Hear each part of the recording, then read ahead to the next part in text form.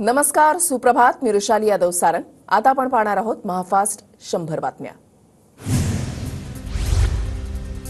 संतोष देशमुख हत्या प्रकरणामध्ये अखेर धनंजय मुंडेंचा राजीनामा. मुख्यमंत्री देवेंद्र फडणवीस यांच्या शिफारशीवरून राज्यपालांनी मुंडेंचा राजीनामा स्वीकारला.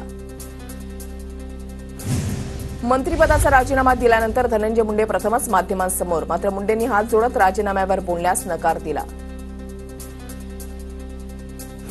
धनंजय मुंडेंच्या राजीनाम्यानंतर देवगिरी निवासस्थानी बैठक. राजीनाम्यानंतर मुंडेंनी अजित पवारांच्या बैठकीला उपस्थिती लावली, तर कोकाटेंसह राष्ट्रवादीचे मंत्री आणि नेते बैठकीला उपस्थित. पूर्णपणे कार्यकर्त्यांच्या जीवावर राजकारण करू नका. कार्यकर्ते व्यवस्थित नसतील तर त्याची झळ पक्षाला लागते. राजीनाम्यानंतर धनंजय मुंडेंच्या समोरच बैठकीमध्ये अजितदादांचं वक्तव्य.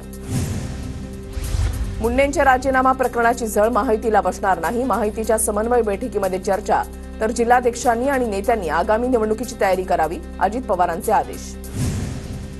मुंडेंच्या राजीनाम्यासाठी फडणवीस सुरुवातीपासून आग्रही. याआधी दादांसोबत 3 ते 4 वेळा चर्चा. राजीनामा न दिल्यास मंत्रिमंडळातून हकालपट्टी करण्याचा फडणवीसांचा इशारा होता, सूत्रांची माहिती. राजीनाम्यानंतर धनंजय मुंडेंच्या ट्विटनं नवा वाद. राजीनामा वैद्यकीय कारणातून दिल्याचा मुंडेंचा दावा, तर मुंडेंनी नैतिकतेमधून राजीनामा दिल्याचं अजितदादांचं म्हणणं. राजीनाम्यामागे नैतिकता की आजारपण, यावरून आता आरोप प्रत्यारोप सुरू झालेले आहेत. आजारपणातून आपण राजीनामा दिल्याचं धनंजय मुंडे यांनी ट्विट करून सांगितलं, तर अजित पवारांनी जी प्रतिक्रिया दिली त्याच्यामध्ये त्यांनी असं म्हटलेलं आहे की मुंडेंनी नैतिकतेमधून राजीनामा दिला. काल सकाळी धनंजय मुंडे यांनी आपल्या पदाचा राजीनामा दिलेला आहे. राज्यपालांकडे त्यांचा राजीनामा सुपूर्द करण्यात आलेला आहे. देवेंद्र फडणवीस यांनी सुद्धा याच्यावर प्रतिक्रिया दिलेली आहे की धनंजय मुंडे यांनी त्यांचा राजीनामा आपल्याकडे सुपूर्द केलाय.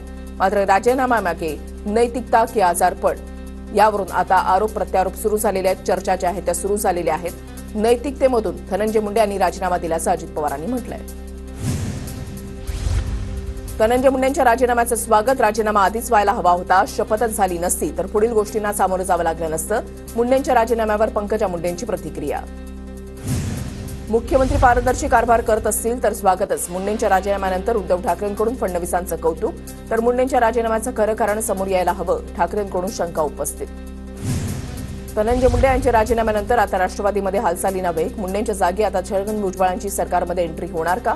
मुख्यमंत्री देवेंद्र फडणवीस, अजित पवार यांच्यामध्ये या संदर्भात प्राथमिक चर्चा झाल्याची सूत्रांची माहिती. देशमुख हत्या प्रकरणाचा 90 दिवसांच्या आत तातडीने निकाल द्या, अन्यथा राज्यभरातील ग्रामपंचायतीचे सरपंच रस्त्यावर उतरणार. अखिल भारतीय सरपंच परिषदेचा सरकारला गर्भित इशारा. वाल्मिक कराडला फरफटत आणायला हवं होतं. पुण्याच्या पालकमंत्र्यांनी उशिरा का होईना प्रतिक्रिया दिली. मुंडेंवरील प्रश्नावरून सुप्रिया सुळेंचा अजित पवारांवर निशाणा. बीडमधील आतापर्यंतच्या हत्येच्या प्रत्येक फायली उघडल्या पाहिजेत. खंडणी प्रकरणामध्ये ईडी आणि सीबीआय चौकशी व्हावी. धनंजय मुंडेंच्या राजीनाम्यानंतर सुप्रिया सुळेंची मागणी. धनंजय मुंडेंचा फक्त राजीनामा नको, त्यांची पक्षातून हकालपट्टी करा. देशमुख हत्या प्रकरणामध्ये मुंडेंना 6 आरोपी करा. आरपीआयच्या सचिन खरात यांची मागणी. मुख्यमंत्री फडणवीसांविरोधात हक्कभंग आणणार.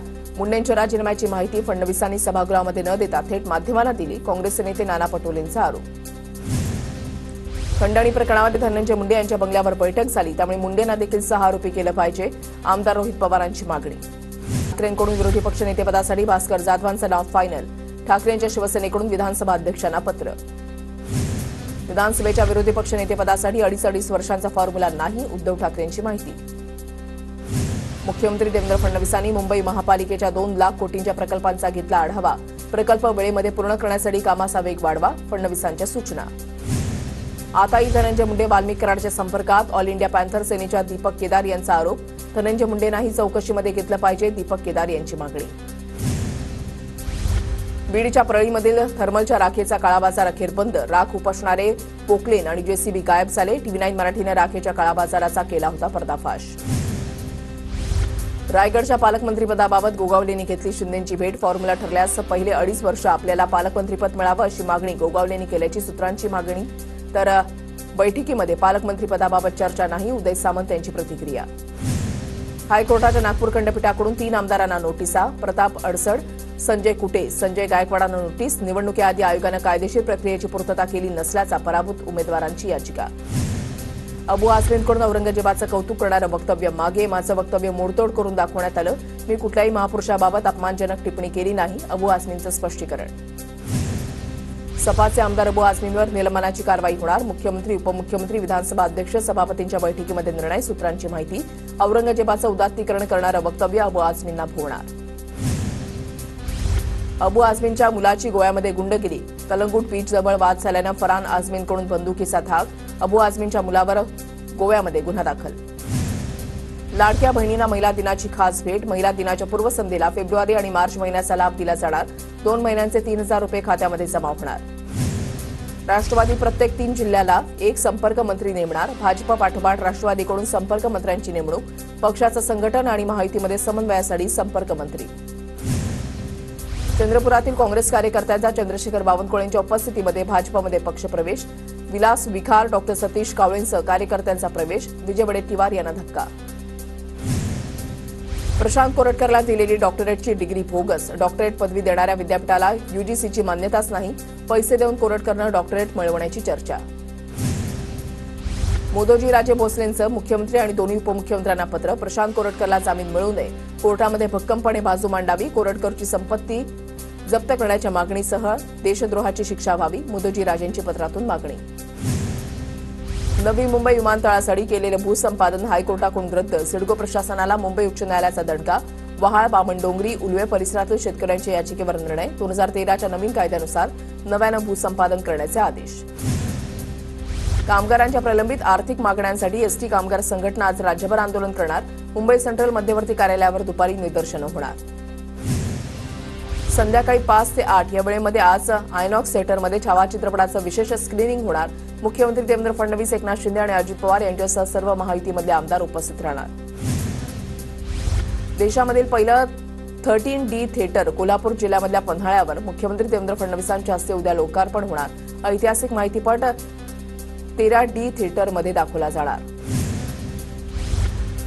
मुंबईमध्ये पुढच्या आठवड्यापासून नाले सफाईला सुरुवात होणार. 15 मार्चनंतर मोठ्या नाल्यांची सफाई करणार. तर 31 मेपर्यंत काम पूर्ण करण्याचं पालिकेचं लक्ष्य. मंत्री जयकुमार रावल यांच्या कुटुंबाला प्रतिभाताई पाटलांची जमीन हडपली. माजी आमदार अनिल गोटे यांचा गंभीर आरोप. बोगस ट्रस्ट स्थापन करून धुळ्याच्या शिंदखेड्यामधील 26 एकर जमीन हडप केल्याचा आरोप.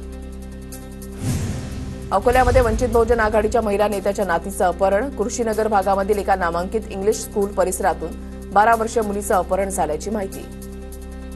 सांगलीमध्ये नांद्रे इथल्या शेतकऱ्यांचं चक्क येरळा नदीच्या पात्रामध्ये तराफ्यावर बसून आंदोलन. रेल्वे प्रशासनाकडून शेतामधली सागवान झाडं तोडल्याप्रकरणी कारवाईच्या मागणीसाठी आंदोलन. जळगाव जिल्ह्यामधल्या 61 लाडक्या बहिणींनी योजनेचा लाभ नाकारला. दोन्ही अनुदान अडचणीत येतील म्हणून प्रशासनाकडे स्वेच्छेनं अर्ज सादर केले. जळगावच्या कवयित्री बहिणाबाई चौधरी उत्तर महाराष्ट्र विद्यापीठामध्ये पहिला लोकशाहीर अण्णाभाऊ साठे लोककला महोत्सव संपन्न. नव्या पिढीमधील विद्यार्थ्यांना खानदेशातील लोककलेच्या सांस्कृतिक परंपरेचं दर्शन. धुळे जिल्ह्यामध्ये आता स्वस्त धान्य दुकानावर गव्हाचेही वाटप होणार. 12,37,849 लाभार्थ्यांना गहू वाटप केले जाणार. धुळे शहरामधील पश्चिम हद्दीमध्ये असलेल्या सप्तशृंगी पोलीस कॉलनी परिसरामध्ये चोरी. पोलीस कर्मचाऱ्याच्या राहत्या घरी धाडसी चोरी करत 18 ग्रॅम सोन्यासह 15,000 रुपये रोकड लंपास. धुळे शहरामधील हिरे वैद्यकीय महाविद्यालयामध्ये जीबीएस आजाराचा रुग्ण दाखल. जळगाव जिल्ह्यामधील पारोळा तालुक्यामधील रुग्ण असल्याची माहिती. धुळे जिल्ह्यामध्ये तब्बल 44,000हून अधिक शेतकरी 19व्या हप्त्यापासून मुकण्याची शक्यता. आधार संलग्न ई-केवायसी न केल्यानं 19 हप्त्यांपासून वंचित राहावं लागणार. मीरा भाईंदर शहरामधील ज्ञानज्योती सावित्रीबाई फुले उद्यानाशेजारील महापालिकेचा नवीन घनकचरा शुद्धीकरण प्रकल्प रद्द. रहिवासी क्षेत्रापासून किमान 500 मीटर अंतरावर प्रकल्प उभारण्याच्या मंत्री प्रताप सरनाईक यांच्या अधिकाऱ्यांना सूचना. मंत्री प्रताप सरनाईक यांच्याकडून मीरा भाईंदरमधील साईबाबा नगर ते शिवार गार्डन दरम्यान तयार झालेल्या उड्डाणपुलाची पाहणी. उपमुख्यमंत्री एकनाथ शिंदेंच्या हस्ते 8 मार्च रोजी उड्डाणपुलाचं उद्घाटन. नागपुरात महानगरपालिकेविरोधात काँग्रेस आक्रमक. पालिकेसमोर काँग्रेसचं आंदोलन. कार्यकर्त्यांनी महानगरपालिकेच्या आवारामध्ये असलेल्या कुंड्या फेकल्या.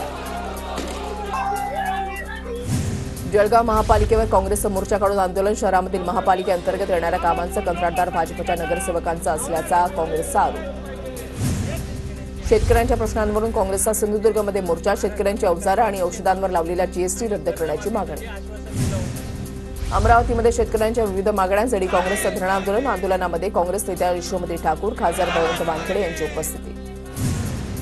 वर्ध्यामध्ये थकीत देयकं मिळण्याच्या मागणीसाठी सार्वजनिक बांधकाम विभागासमोर कंत्राटदारांचं आंदोलन. सुमारे 250 कोटी रुपये थकीत असल्याची कंत्राटदारांची माहिती. गडचिरोलीच्या शिवनीमध्ये मुलीवर अत्याचाराच्या घटनेच्या निषेधार्थ वंचित बहुजन आघाडीचं आंदोलन. शौचासाठी बाहेर गेलेल्या मुलीवर अत्याचाराची घटना घडली होती. बुलडाण्याच्या शेगावमध्ये अतिक्रमण विरोधी कारवाईला 192 झोपडपट्टी धारकांचा विरोध. आधी पुनर्वसन करा, नंतरच अतिक्रमण काढा, झोपडपट्टी धारकांचा निर्धार. चंद्रपूर जिल्ह्यामध्ये सोयाबीनचे भाव घसरल्याने शेतकरी अडचणीत. नाफेडमार्फत खरेदी बंद झाल्यानं शेतकरी हवालदिल. बाजार समित्यांमधील खरेदी केंद्र जूनपर्यंत सुरू ठेवण्याची शेतकऱ्यांची मागणी.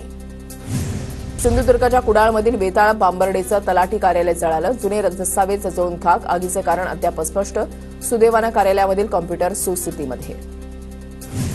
सोलापूरच्या माळशिरसमधील पुरंदावडमध्ये आज बैलगाडा शर्यतीचा थरार रंगणार. स्पर्धेसाठी 400 बैलगाडा मालकांनी सहभाग नोंदवला.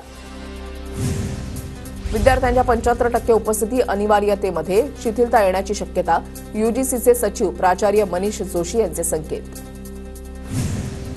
स्वारगेट अत्याचार प्रकरणामधील आरोपी दत्ता गाडेचे कारनामे न सांगण्यासारखे. आरोपी स्त्री लंपट असून तो तृतीयपंथीयांविषयी संबंध ठेवायचा. पोलीस तपासामध्ये दत्ता गाडेचे कारनामे समोर. गोंदिया जिल्ह्यामध्ये मोठ्या प्रमाणात धान घोटाळा होत असल्याचा संशय. धान्याचा ट्रक राईस मिलमध्ये न जाता छत्तीसगडमध्ये घेऊन जाणाऱ्या ट्रक चालकाला अटक. सोलापूरच्या करमळ्यामधील कुकडी कालव्याच्या कामासंदर्भात आमदार नारायण पाटलांची तक्रार. कालव्याचं अस्तरीकरण निकृष्ट दर्जाचं होत असून संबंधितांवर कारवाई करा. नारायण पाटलांची जलसंपदा मंत्री राधाकृष्ण विखेंकडे मागणी.